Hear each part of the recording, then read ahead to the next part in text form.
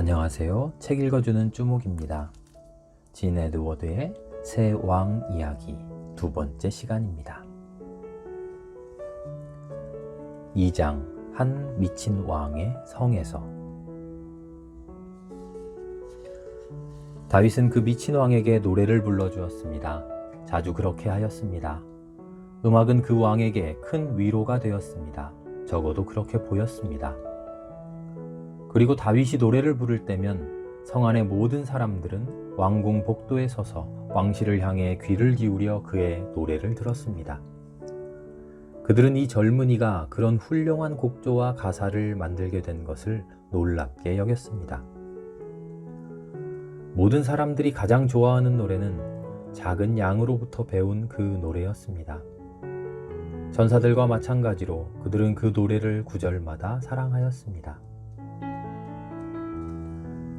그럼에도 불구하고 왕은 미쳐 있었기 때문에 다윗을 시기하였습니다. 아니면 그 반대였든지. 어쨌든 왕들이 그 밑에 인기 있고 전도 유망한 젊은이가 있을 때 흔히 그러하듯 그 왕도 다윗으로부터 위협을 느꼈습니다.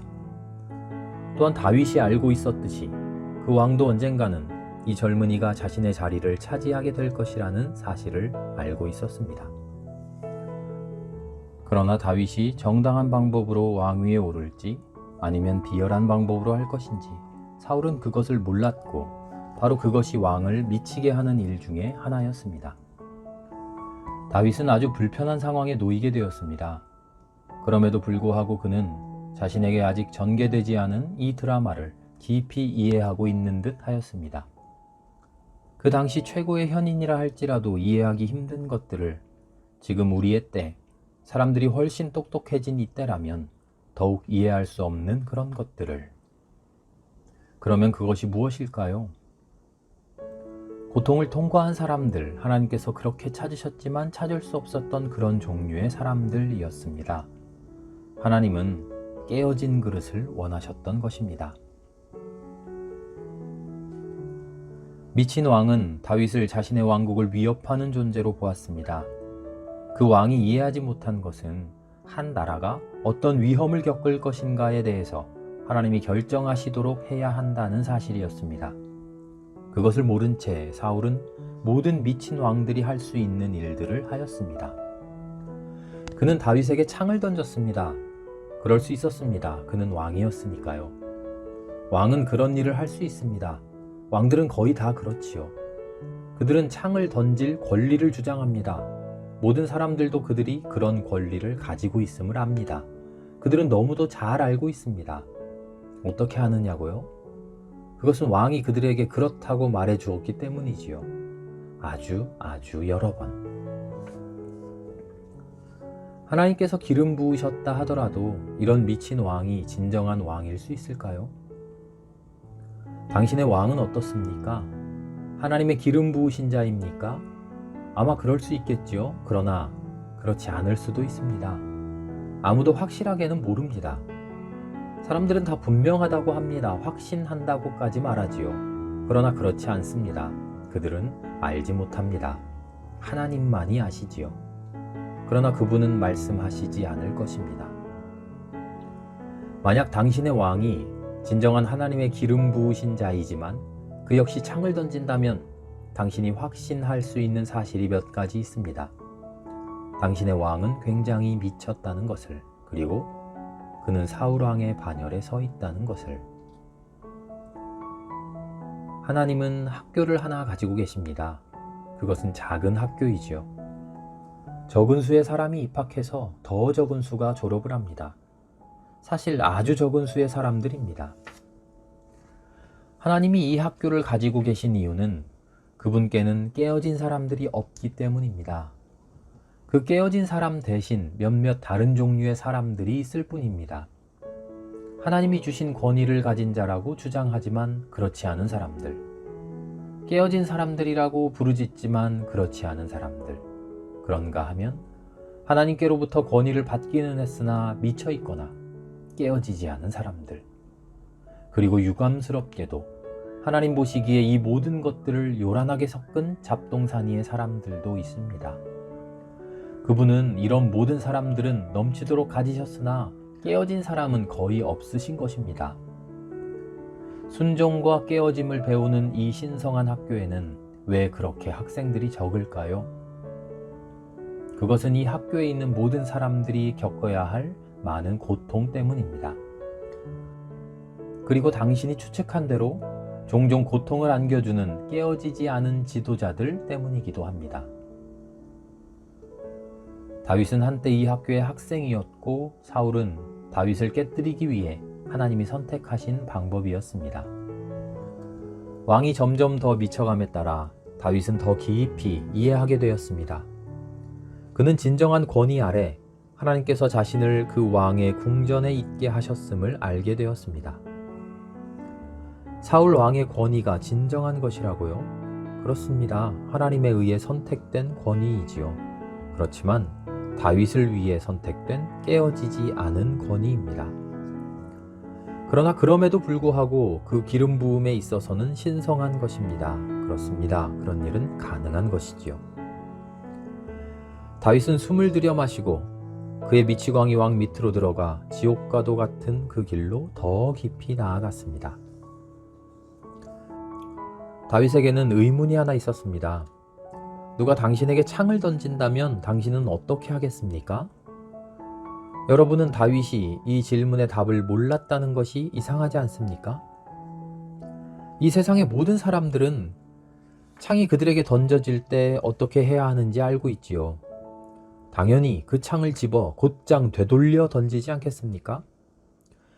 다윗, 누가 당신에게 창을 던지면 당장 벽에서 그 창을 빼내어 되돌려 던지세요. 모든 사람이 틀림없이 그렇게 할 것입니다. 그리고 창을 되돌려 던지는 이 작은 공적을 통해 당신은 여러 가지를 증명할 수 있을 것입니다. 당신은 용맹스럽습니다. 당신은 정의의 편입니다. 당신은 불의에 담대히 대항합니다. 당신은 함부로 밀어붙일 수 없는 강한 사람입니다. 당신은 부정이나 부당한 대우를 견디지 않습니다. 당신은 믿음의 수호자이고 열정적인 사람이며 모든 잘못된 주장을 간파할 수 있는 사람입니다. 당신이야말로 완벽한 사람이지요. 이러한 모든 것이 어우러져 분명히 증명되는 것은 당신은 바로 왕의 후보자라는 것입니다. 그렇습니다. 당신이야말로 하나님의 기름 부음 받은 그 사람인 것입니다. 사울 왕의 대를 이어. 또 하나의 가능성은 당신이 즉위한 지 20년쯤 뒤에는 당신이야말로 온 땅에서 가장 놀라운 기술로 창을 던지는 사람이 될 것이라는 것입니다. 그리고 가장 확실한 것은 그때쯤 되면 당신은 아주 미쳐 있을 것입니다. 투창 역사상 어느 누구와도 달리 다윗은 창이 자기에게 날아왔을 때 어떻게 해야 하는지 알지 못하였습니다. 그는 사울의 창을 되돌려 던지지 않았습니다. 그렇다고 자신의 창을 만들어 던지지도 않았습니다. 다윗에게는 뭔가 다른 것이 있었습니다. 그가 한 것이라고는 재빨리 몸을 피한 것뿐이었습니다. 어떤 사람이 특별히 젊은 청년으로서 왕이 자신을 관역으로 삼았다면 어떻게 할까요? 또 그 청년이 보복하지 않기로 결정했다면 어떻게 해야 할까요? 제일 먼저 그는 창을 보지 못하는 척 해야 할 것입니다. 비록 그 창이 자신을 향해 곧장 날아오고 있을 때라도, 그리고는 아주 재빨리 몸을 피하는 법을 배워야 할 것입니다. 마지막으로 그는 전혀 아무 일도 일어나지 않은 채 해야 합니다.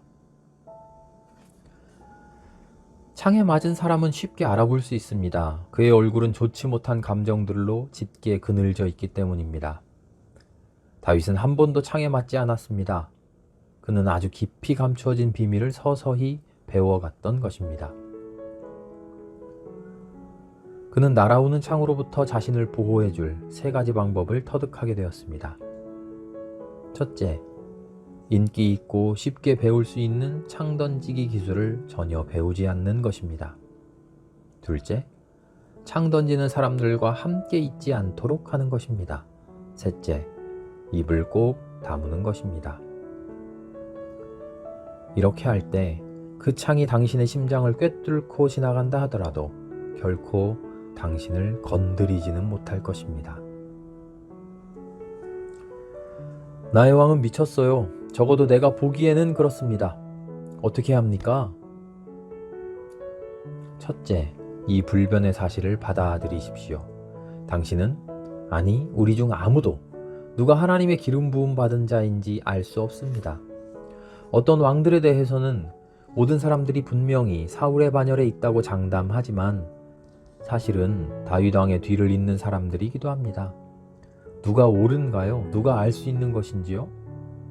아무리 현명하다 할지라도 이 수수께끼를 풀 수 있는 사람은 아무도 없습니다. 우리가 할 수 있는 것이라고는 우리 자신에게 이렇게 물어보며 서성거릴 뿐이지요. 이 사람이 하나님의 기름 부으신 자인가? 그렇다면 사울의 반열에 속한 자인가? 이 질문들을 잘 외워두십시오. 아마도 10,000번쯤은 당신 스스로에게 물어보아야 할지 모르기 때문입니다. 특히 당신이 곧 미쳐버릴지도 모르는 왕이 다스리는 나라의 시민이라면 더욱 그렇지요. 이 질문을 하는 것이 그리 어렵게 보이지 않으나 사실은 어려운 것입니다. 특별히 당신이 아주 심하게 울고 있을 때, 또한 창들을 재빨리 피해가며 창을 맞던지고 싶은 유혹을 받으며, 그리고 다른 사람들로부터 그렇게 하라는 부추김을 받고 있을 때, 또한 당신의 모든 이성과 온전한 정신과 논리와 지성과 상식이 그렇게 하기를 동의할 때, 그러나 눈물을 흘리는 가운데 이것을 기억하십시오. 당신은 질문만 알고 답은 모른다는 것을. 아무도 그 답을 알지 못합니다. 하나님 밖에는. 그러나 그분은 절대 말씀하지 않으십니다. 나는 앞장에 씌여 있는 것들이 마음에 들지 않습니다. 문제를 회피했어요. 나는 다윗과 같은 상황에 처해 있고 고통을 당하고 있습니다. 나는 창을 던져대는 왕이 다스리는 나라에 살고 있는데 어떻게 해야 합니까? 떠나야 하나요? 그렇다면 어떻게 떠나야 하나요? 창 던지기 경연대회에 있을 때는 도대체 어떻게 해야 하는 겁니까? 글쎄요. 당신이 앞장에서 말한 질문을 좋아하지 않았다면 이 장에서 밝혀질 해답도 좋아하지 않을 것입니다. 찔려 죽으십시오. 이것이 대답이지요. 왜 그래야 합니까? 아니 그렇게 해서 좋을 것이 뭐냐고요? 당신은 그릇된 왕 사울을 주목하고 있습니다.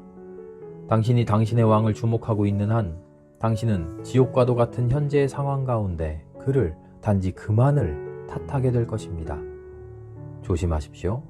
왜냐하면 하나님은 또 하나의 사울 왕을 주시하고 계시기 때문입니다. 당신에게 창을 던지며 그곳에 서 있는 눈에 보이는 사울이 아닙니다. 그렇습니다. 하나님은 또 하나의 사울을 보고 계십니다. 똑같이 나쁜, 아니면 더 나쁜. 하나님은 당신 안에 사울 왕을 보고 계신 것입니다. 내 아내라고요? 사울은 당신의 핏줄 속에 있고 당신의 골수에 있습니다. 그는 바로 당신 심장의 살과 근육을 이루고 있습니다. 그는 당신의 영혼 속에 있습니다. 당신 몸의 원자들 중심에 거하고 있는 것입니다. 사울 왕은 당신과 함께 있는 자입니다. 당신이 바로 사울 왕인 것입니다. 그는 당신의 폐 속에서 살아 숨쉬며 우리 모두의 가슴 속에서 맥박으로 고동치고 있습니다. 그는 멸종되어야 합니다. 이 말이 별로 기분 좋게 들리지 않을지라도 이제 당신은 적어도 왜 하나님께서 당신을 곧 사울 왕이 될 듯한 사람 밑에 두셨는지 알게 될 것입니다. 하나님이 다윗의 심장 안에 있는 사울을 제거하지 않으셨다면 양치기 다윗은 사울 왕 2세로 성장했을 것입니다. 그 수술은 실상 여러 해가 걸린 것이었고 환자를 거의 죽게 할 만큼 무자비한 경험이었습니다. 그러면 이 속사람 사울을 제거하기 위해 하나님이 사용하신 메스와 집게는 무엇이었나요? 하나님은 바로 겉사람 사울을 쓰신 것입니다. 사울 왕은 다윗을 죽이려고 그렇게 했었지만 그가 이룬 유일한 성공이라고는 다윗의 영혼의 동굴 속을 배회하던 속사람 사울을 죽이는 하나님의 시종이 된 것뿐이었습니다.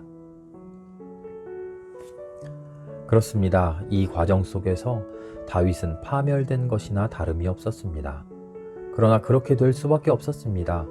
그렇지 않고는 그 안에 사울이 살아남아 있게 될 테니까요. 다윗은 이런 운명을 받아들였습니다. 그는 그 잔인한 상황들을 포용하였습니다. 그는 응수하지 않았고 대항하지도 않았습니다. 자신의 경건함을 보이기 위해 박수갈채를 노리는 연기도 하지 않았습니다. 잠잠히 혼자서 그는 그 가혹한 시련을 겪었습니다. 그의 속사람 전부가 절단되었습니다. 그의 성품이 변화되었습니다. 흐르던 피가 엉겨붙었을 때 다윗은 거의 알아볼 수 없을 정도였습니다. 당신은 앞장의 질문을 만족스럽게 여기지 않으셨지요? 그렇다면 아마 이 장에서 드린 해답도 좋아하지 않으셨을 것입니다. 우리 중 아무도 좋아하지 않습니다. 하나님을 제외하고는.